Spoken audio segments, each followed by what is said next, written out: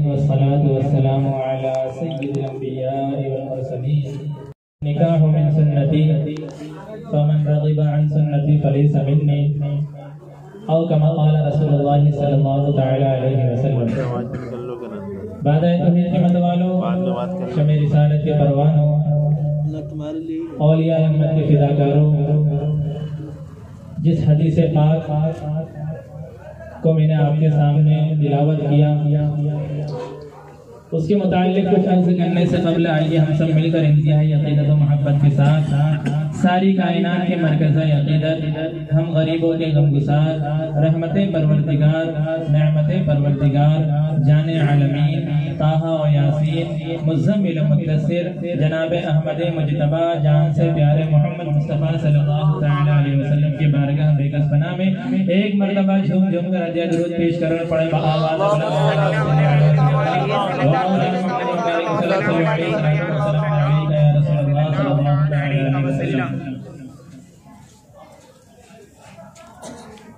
رسول پاک صلی اللہ تعالی علیہ وسلم ارشاد فرماتے ہیں النکاح من سنتی، نکاح میری سنت سے ہے، فمن رغب عن سنتی فلیس منی، جو میری سنت سے منہ پھیرے وہ ہم میں سے نہیں ہے۔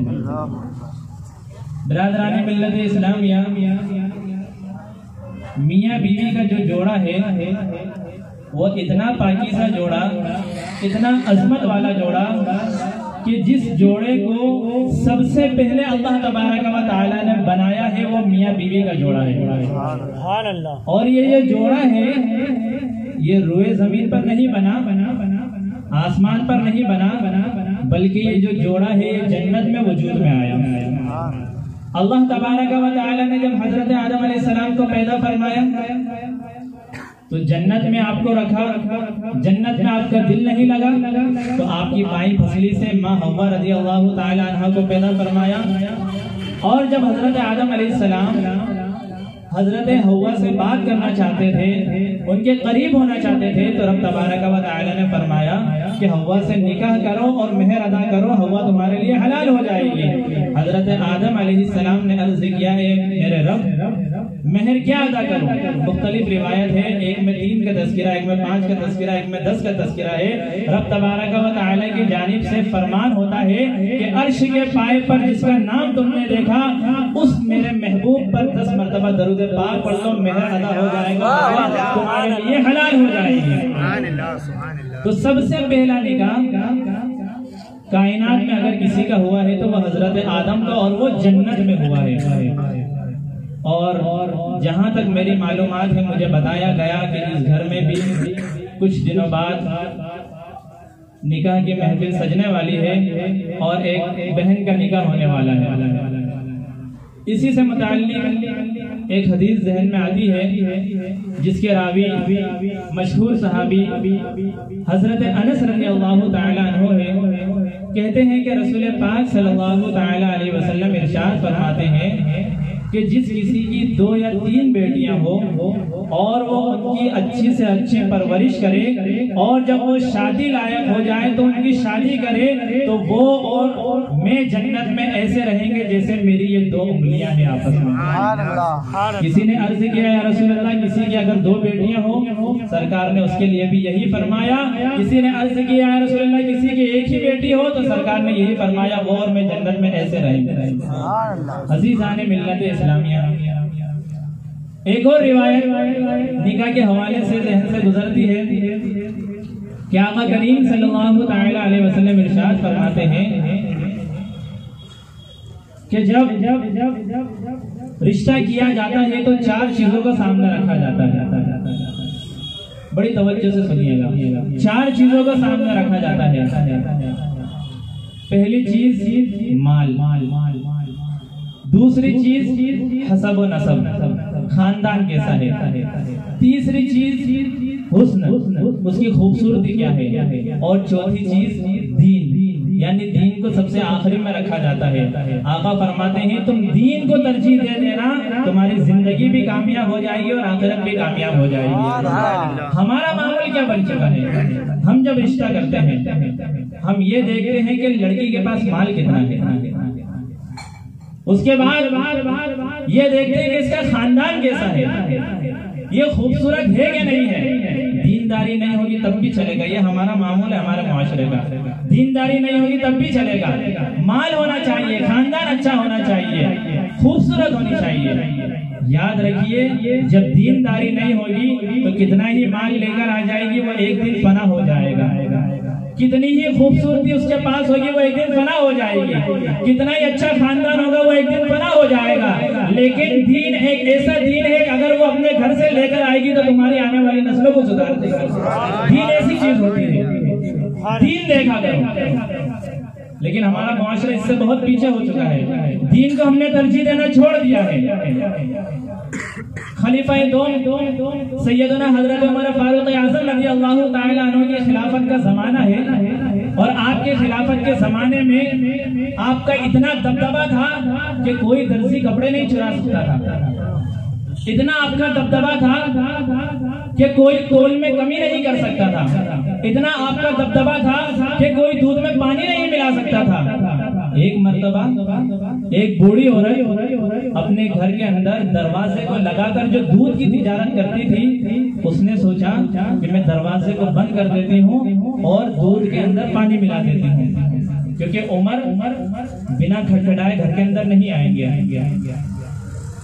تو اس عورت نے یہ سوچا اور ادھر حضرت عمر فاروق اعظم رضی اللہ تعالی عنہ اپنی رعایا کی خبر لینے کے لیے اپنے گھر سے نکل پڑے، اور جیسے ہی گھر سے نکلے تو اس عورت کے مکان کے باہر تک آ کر پہنچ گئے۔ یہ جیسے ہی دودھ میں پانی ملانے والی تھی، اس کی ایک نوجوان بیٹی تھی، میں بتانا چاہتا ہوں کہ دین کیا ہوتا ہے۔ نوجوان بیٹی تھی، اس نوجوان بیٹی نے کہا کہ اماں یہ کیا کر رہی ہو، دودھ میں پانی پلا رہی ہو؟ ارے ان کی اماں کہتی ہے کہ دیکھا نہیں میں نے دروازہ بند کر دیا ہے، عمر نہیں آ سکتے۔ تو وہ بیٹی کہنے لگتی ہے کہ اماں عمر سے مت ڈرو، ارے ان سے تو ڈرو جس سے عمر خود ڈرتے ہیں، ان سے ڈرو، ان کا خوف کرو۔ حضرت عمر کے کانوں میں جب یہ باتیں گئی تو آپ مست ہو گئے، آپ خوش ہو گئے، اور رب تبارک و تعالیٰ کا شکریہ ادا کیا کہ مولا میری رعایت میں ایسے بھی لوگ ہیں، ایسی بھی نوجوان بچیاں ہیں جو عمر سے نہیں ڈرتی بلکہ تجھ سے ڈرا کرتی ہے۔ عزیزان ملت اسلامیہ، حضرت عمر فاروق اعظم رضی اللہ تعالی عنہ اپنے گھر پہ جاتے ہیں اور اپنی بیوی سے جا کر کہتے ہیں کہ ہم عبداللہ کے لیے جو لڑکی تلاش کر رہے تھے وہ لڑکی ہمیں مل چکی ہے۔ جب وہ اپنی بیوی کو اس کے گھر پر لے کر آئے ہیں، اس بڑھیا کے گھر پر لے کر آئے ہیں، تو حضرت عمر کی بیوی نے دیکھا، حضرت عمر فاروق کی بیوی نے دیکھا کہ وہاں تو ایک جھوپڑ پٹی بنی ہوئی ہے، بالکل کچا مکان بنا ہوا ہے۔ کبھی وہ جھوپڑ پٹی کو دیکھتی، کبھی وہ حضرت عمر کے چہرے کو دیکھتی تو کہنے لگتی کہ وقت کا خلیفہ اپنے بیٹے کا نکاح ایسے گھر میں کر رہا ہے۔ بڑا ان کو تعجب ہوا۔ عمر فاروق اعظم رضی اللہ تعالی عنہ جواب دیتے ہوئے نظر آتے ہیں کہ میرے آقا نے فرمایا دین کو اختیار کرو، میں نے اس گھر میں دیندار لڑکی کو دیکھا ہے، اس لیے میں اپنے بچے کے لیے اسی کو پسند کرنا چاہتا ہوں اور اسی سے اپنے بچے کا عقد کرنا چاہتا ہوں۔ مسلمانوں دینداری دیکھو، دینداری ایسے ہوتی ہے۔ عورت جب دیندار ہوتی ہے تو گھر کے ماحول کو کیسے سنبھالتی ہے، گھر کے ماحول کو کیسے سنبھالتی ہے۔ کیا آپ نے نہیں سنا اس صحابی رسول کے بارے میں جن کو حضرت حنظلہ کہا جاتا ہے؟ اتنے مشہور و معروف صحابی، جب آپ کا نکاح ہوا تو نکاح کی پہلی رات اپنی بیوی کے پاس تھے۔ دینداری کیا ہوتی ہے وہ سماعت کریں۔ پہلی رات اپنی بیوی کے پاس تھے، اتنے میں سرکار کا منادی ندا کرتا ہے کہ جنگ کے لیے چلنا ہے۔ یہ آواز حضرت حنظلہ کے کانوں میں پڑی، جب کانوں میں پڑی تو اپنی بیوی کو چھوڑ کر جانے لگے۔ اگر ہم دینداری نہیں دیکھتے نا تو ہماری بیوی کا معمول کیا رہتا ہے کہ اگر ایسا ہی کرنا تھا تو مجھ سے آپ نے نکاح کیوں کیا؟ ساتھ میں گھر والے بھی آ جاتے ہیں کہ اگر ہماری بچی کو چھوڑ کر جانا تھا تو اس سے نکاح کیوں کیا، ہم سے رشتہ کیوں جوڑا؟ لیکن نہیں، دینداری کیا ہوتی ہے وہ میں آپ کو بتانا چاہتا ہوں۔ جب حضرت حنظلہ کے کانوں میں یہ آواز پڑی کہ جنگ کے لیے چلنا ہے، آپ ہٹ گئے۔ آپ نے اتنی بھی تاخیر کرنا گوارا نہیں سمجھی کہ جتنی دیر میں آپ غسل اتار لیتے ہیں، آپ نے غسل بھی نہیں کیا اور جانے لگے۔ پیچھے سے آپ کی بیوی نے روکا اس لیے نہیں کہ مجھے چھوڑ کر کہاں جا رہے ہیں، بلکہ اس لیے روکا کہ آپ جا تو رہے ہیں، مجھ سے وعدہ کیجئے کہ اگر آپ واپس لوٹ کر آ گئے تو یقیناً میں ایک غازی کی بیوی کہلاؤں گی، اور اگر آپ نہیں لوٹے تو میں ایک شہید کی بیوہ بن جاؤں گی، اور جب آپ جام شہادت نوش فرما کر جنت میں چلے جائیں گے تو مجھ سے وعدہ کیجئے روز محشر مجھے بھی آپ جنت میں لے کر جائیں گے۔ یہ اس زمانے کی دیندار عورتیں ہوا کرتی تھی۔ حضرت حنظلہ جنگ احد کے موقع پر میدان میں نکل پڑتے ہیں اور آپ وہاں پر شہید ہو جاتے ہیں۔ صحابہ اکرام رضوان اللہ تعالی علیہم اجمعین جنگ کے بعد بہت سارے صحابہ وہاں پر شہید ہوئے، سب کی لاشوں کو لینے کے لیے پہنچ گئے، جہاں پر حضرت حنظلہ گرے تھے وہاں پر حضرت حنظلہ نظر نہیں آ رہے ہیں، تو صحابہ اکرام بارگاہ مصطفیٰ میں حاضر ہوتے ہیں اور عرض کرنے لگتے ہیں، یا رسول اللہ صلی اللہ تعالی علیہ وسلم، ہمیں تمام صحابہ کی لاش مل گئی، لیکن حضرت حنظلہ جس جگہ پر گرے تھے، جس جگہ پر ان کی روح قبض کر دی گئی، وہاں پر وہ نظر نہیں آ رہے ہیں۔ سرکار دو عالم صلی اللہ تعالی علیہ وسلم ارشاد فرماتے ہیں کہ میں دیکھ رہا ہوں زمین و آسمان کے درمیان فرشتے حنظلہ کو غسل دیتے ہوئے نظر آ رہے ہیں۔ وہ حضرت حنظلہ رضی اللہ تعالی عنہ جو بے غسل اپنے گھر سے نکلے تھے، جام شہادت نوش فرمانے کے بعد فرشتے ان کو غسل دیتے ہوئے نظر آتے ہیں۔ عزیزان ملت اسلامیہ، دینداری اختیار کرو، یہ مت دیکھو وہ کتنا مال لے کر آئی ہے، یہ مت دیکھو کہ اس کا خاندان کیسا ہے، حسب و نسب کیسا ہے۔ اگر تم دینداری اختیار کرو گے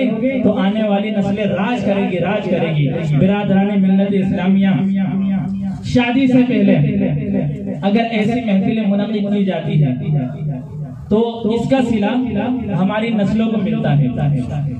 وجہ کیا ہے کہ یہ دینی محفل ہوا کرتی ہے، اور دینی محفل اگرچہ چند گھنٹوں کی ہوتی ہے لیکن اس کا ثواب آخرت تک ملتا رہتا ہے۔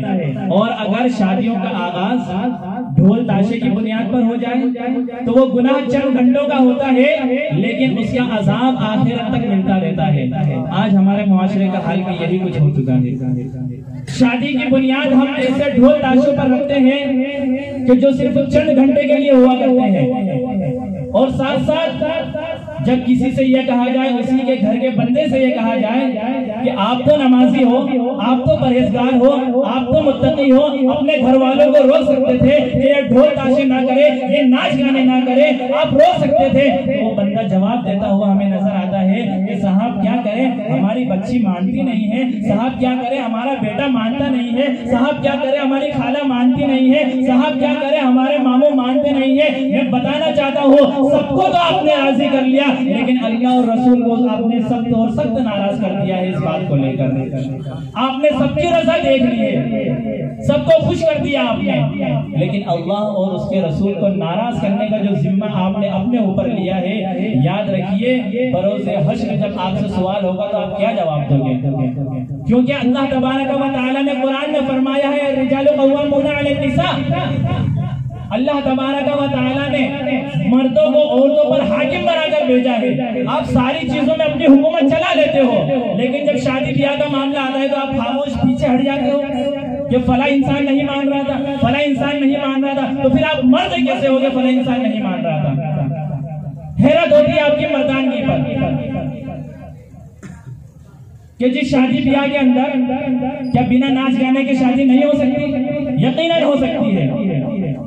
ارے جو شادی پہلی شادی جب جنت میں ہوئی اس کے بعد بندہ اتنا کمزور ہو گیا کہ شادی کی بنیاد اگر رکھ رہا ہے تو ناچ گانوں پر وہ رکھ رہا ہے۔ حد تو یہ ہو گئی کہ طوائفوں کو بلا کر ناچ گانے کروائے جاتے ہیں، حد تو یہ ہو گئی کہ ماں بہنیں گھر میں ناچ گانے کرتی ہے اور ان کی اولادیں ان کے اوپر پیسے لٹاتی ہوئی نظر آتی ہے۔ یہ ہماری شادیوں کا معمول ہو گیا۔ ایک سنت کو ادا کرنے کے لیے کتنے گناہ ہم نے اپنے سر پر لے لیا، ہم اس کا اندازہ نہیں لگا سکتے۔ شروعات ہم کرتے ہیں گانے باجے سے، ڈی جے والے سے، 2-3 ہزار روپے روز کے ڈی جے ہم لگواتے ہیں، شادیوں میں ناچتے ہیں، یہ کرتے ہیں وہ کرتے ہیں، اور سب سے بڑا مدعا ویڈیوگرافی کا۔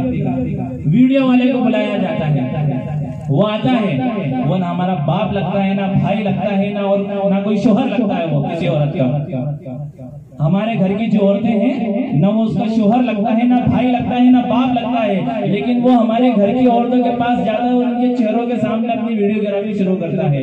حد تو یہ ہے کہ جب کوئی عالم دین کسی بچی کا نکاح پڑھانے کے لیے جاتا ہے تو اس بچی کے سامنے آڑ کر دی جاتی ہے، پردہ کر دیا جاتا ہے، اور ہونا بھی چاہیے، لیکن جیسے ہی کوئی ویڈیو والا اپنی ویڈیوگرافی لے کر آتا ہے تو اس بچی کے سر سے گھونگھٹ کو ہٹا دیا جاتا ہے، اس کے چہرے سے پردے کو اٹھا دیا جاتا ہے، اور اس سے کہا جاتا ہے کہ بیٹا ہاتھ ایسے رکھو، ہاتھ ایسے رکھو، اس طریقے سے رہو، اس طریقے سے رہو۔ بتاؤ قبر میں جواب کیا دو گے؟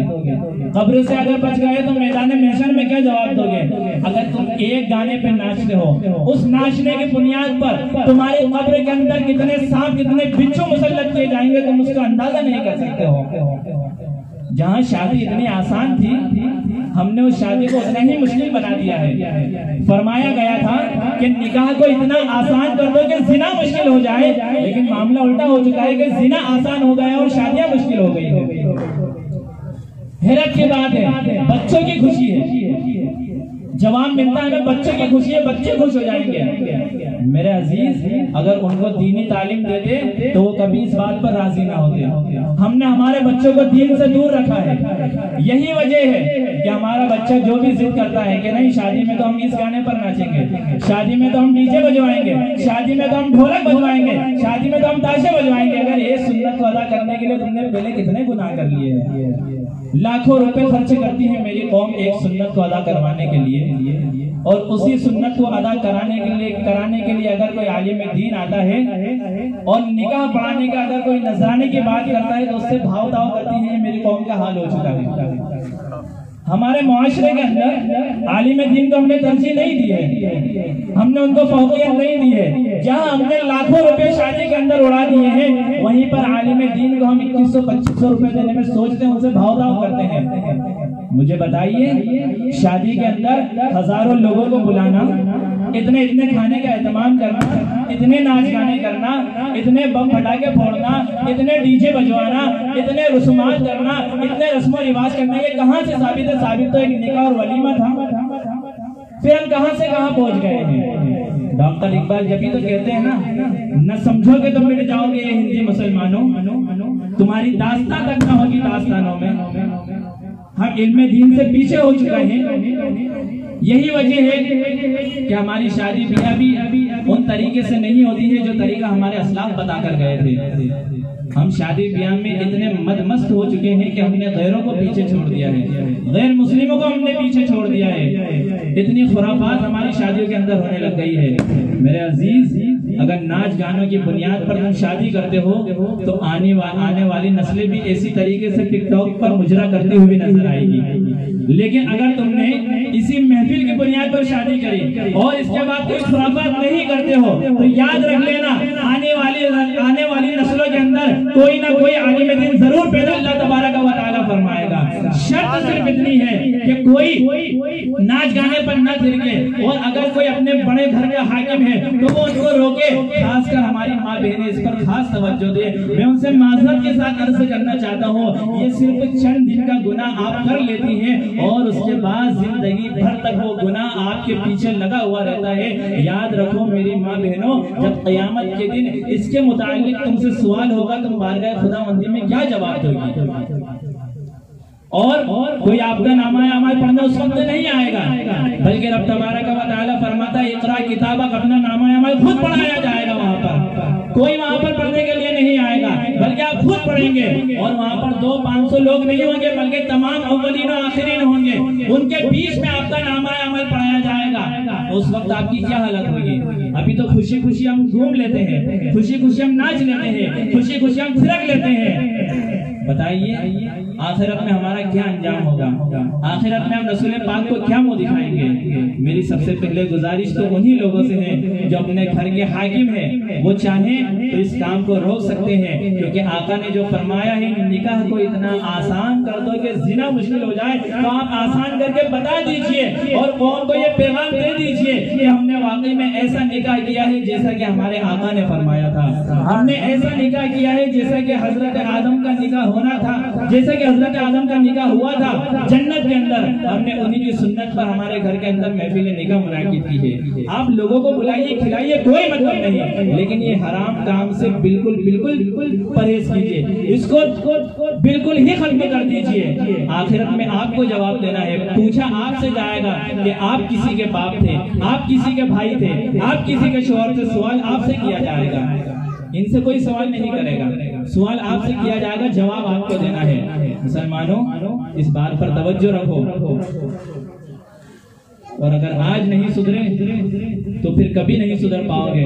ڈاکٹر اقبال نے کیا ہی خوب کہا تھا کہ جس قوم کو کبھی اپنی فکر نہ ہوئی، اپنے سدھرنے کی جس قوم کو کبھی فکر نہ ہوئی، تو اللہ تبارک و تعالی نے ان کی حالت کو کبھی نہیں بدلا، وہ اپنی حالت ہی پر رہ گئے۔ دن لہو میں کھونا تجھے، شب صبح تک سونا تجھے، شرم نبی خوف خدا یہ بھی نہیں وہ بھی نہیں۔ برادران ملت اسلامیہ، جیسا کہ نکاح کا ہمیں حکم دیا گیا ہے اسی طریقے سے نکاح کرو، تاکہ ہماری آنے والی نسلیں بھی کچھ سمجھ سکے اور آخرت میں بھی ہمیں بہتر صلہ مل سکے۔